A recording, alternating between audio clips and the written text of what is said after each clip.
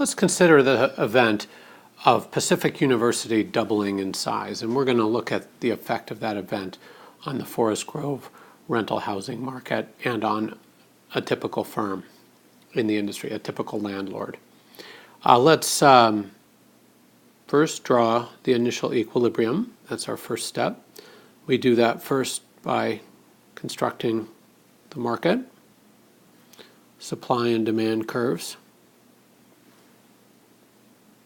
And we're going to make units dollars per square foot. And we'll make the units for the market millions of square feet per month. And we'll start with a demand curve. We've lined up buyers from the highest willingness to pay near the y-axis to the highest willingness, from the highest willingness to pay up first and the lowest willingness to pay last, and a downward sloping demand curve. We have the industry marginal cost function, which for a competitive industry is an upward sloping marginal cost curve, actually, as we learned in Chapter 8. That market's going to clear at some initial price. We'll call it P. Oops, some weird stuff just happened. Let me see if I can undo.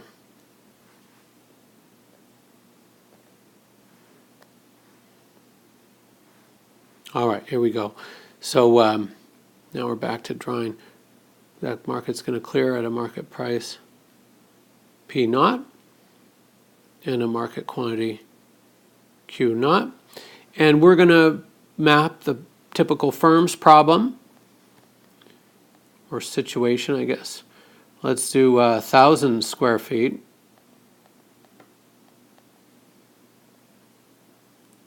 per month. That's an M, believe it or not. And the price is going to be the same, dollars per square feet. Oops.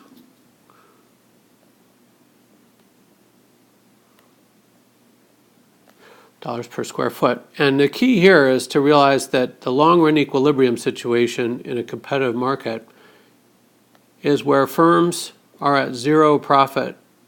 So their isoprofit function is where profits are equal to zero. And we know that that happens when price is just equal to average cost. So this is also the average cost function. And there's this marginal cost upward sloping. And then each firm, I use small q for firm level output and big Q for market. And the market price is at P naught. All right, well, let's consider this event to do the long run and the short run. We start always with the short run. What's going to happen?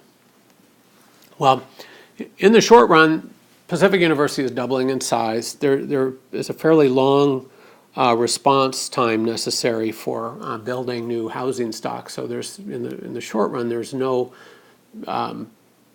ability for suppliers to go out and build a bunch of units overnight. So in the short run, what's going to happen is demand is going to increase.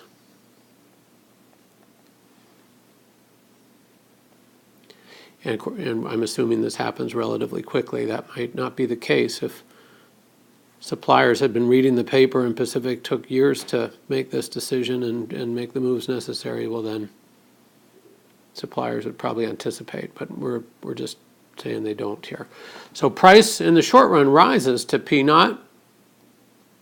And we know that each firm's demand curve is a flat line because there's many, many firms by assumption. Now in the real world, there's probably some product differentiation, and each seller faces a slightly downward sloping demand function. There's certainly some rundown apartments, some really nice, but we're just assuming, we're making an approximation here using the competitive market model to analyze this market. And given there's so many sellers, that's a reasonable approximation.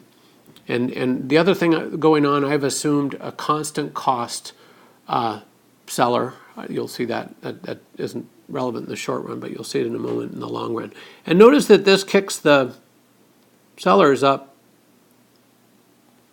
to a isoprofit line where profits are greater than zero. They could be $1,000 a month, they could be $10,000 a month. I'm not going to worry about what they are, but the point is that each landlord increases the number of units that they're renting. Now, probably in the short run, you're not going to run and build new units, but you might convert a garage apartment that you were using as guest room. You might convert that to rental housing. You might, what we'd see is a reduction in vacancy rate, actually. It might be normal vacancy rates are around 10%, but in these tight times now, the vacancy rate goes down to 0. That's actually what you see in the data in this kind of things. But so certainly price rises, and they can stay high for quite a long time because it takes suppliers a while to respond to this event. All right, so this is the end of the short run analysis, and notice that the key to the short run analysis is that firms, at the firm level, firms are now making a profit. At the market level, we see more apartment square feet rented, and we see a higher rental rate. All right, well, what happens in the long run? In the long run, what happens is other people in the market, maybe they're renters, they're landlords acting in other markets besides Forest Grove, maybe they're people that were running a mom and pop grocery store, maybe they're, whatever, the people in the market say, hey, the really big money is in the business of renting out apartments in Forest Grove, Oregon, where rents are crazy.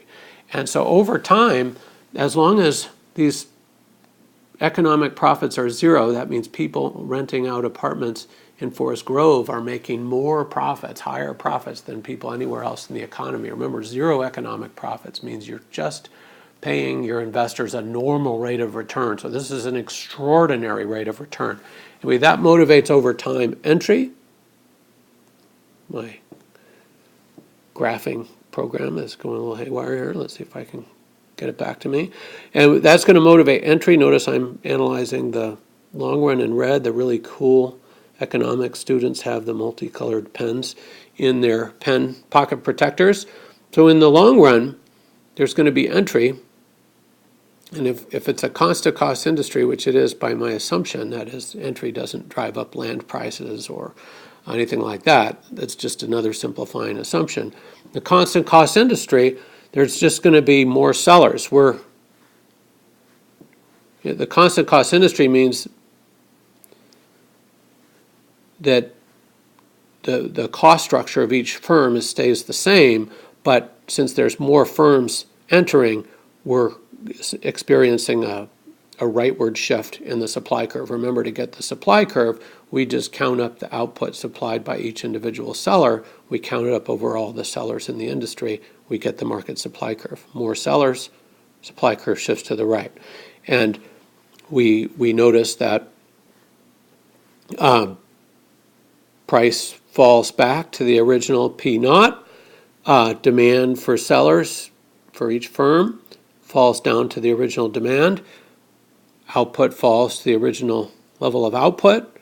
We've assumed each seller is the same, and this is the situation each typical seller finds herself in.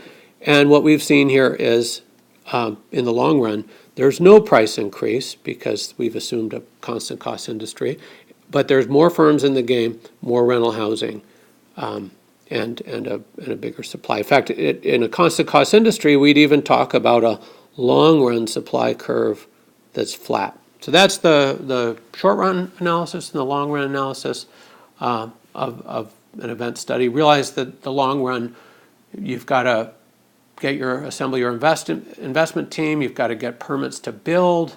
You've got to find builders to build. You've got to build. This is maybe a 2-3 year cycle, sometimes even longer. Portland is a really cumbersome land use process that imposes a lot of extra costs and extra time on developers. Forest Grove's pretty, as a member of the Planning Commission, I can tell you we're pretty easy to get a building plan approved. We're much more pro-growth than is Portland. All right, well, there you have it.